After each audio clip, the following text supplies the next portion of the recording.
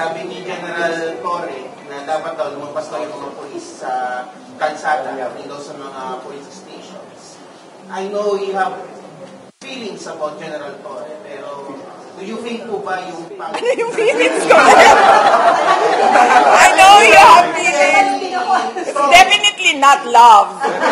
Strong feelings against General Torre, pero sa tingin mo ba itong paglabas ng mga polis natin sa mga istasyon would help resolve criminality sa bansa natin?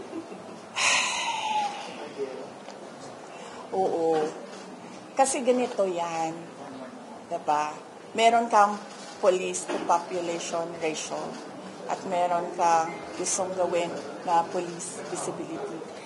Kahit anong gawin mo, hindi dadami ang police, dodoble ang police overnight para umabot yung police to population ratio mo at magkaroon ka ng police sa kada kanto na ang buong teritoryo ng Pilipinas.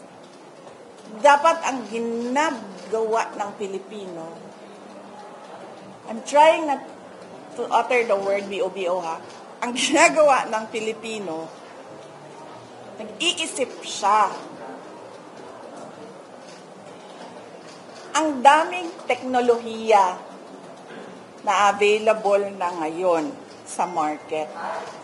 Paano ko ba gagawin at gagamitin ang modern technology para sa trabaho naming mga pulis?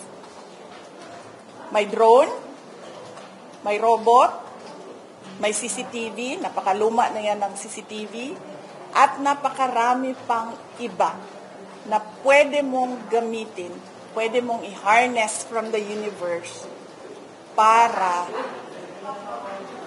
gumaling, gumanda, at umayos ang trabaho ng pulis.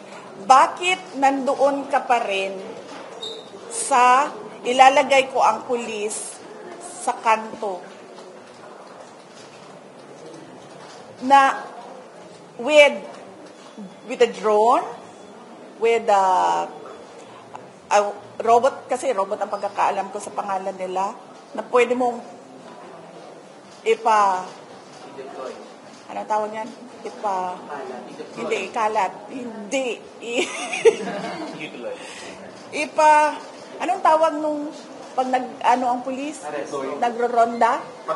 Patrol. Yes, sorry. Pwede mong patrol, hindi na papagod ang drone.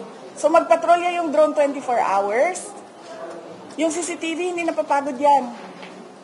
So yung CCTV mo 24 hours, bakit nandoon ka pa rin sa ilalagay ko ang pulis na hindi mo nga talaga mahabol yan lahat with your human workforce. So dapat ang iniisip mo how to modernize and leverage the available technology out there to improve the Philippine National Police. Andun pa rin tayo sa 1980s, 1970s na magpatrolya ang mga pulis sa daan. Di ba nga, pwede mo nang hulihin ang tao or pwede mo nang i-charge ang tao or i-fine ang tao based on CCTV footage? Pwede na, di ba? Kasi meron ng contactless apprehension sa traffic na supposedly dapat ginagamit na rin natin. So, hindi ko sorry, I'm just really frustrated sa mga pangyayari. How are your lawyers sabi niya, ni Attorney Michael Powa, he is the spokesperson for the defense team. So any questions about the impeachment, you can direct it to him and then he will give you an interview. Ma'am, magpatrason na ka? Hindi. Ma'am, saan ka po sa son? Kasi sinabi niyo sa Australia, you will be with, brother, you will be with... That's an idea, no? Ikaw nagbigay ng idea na yan.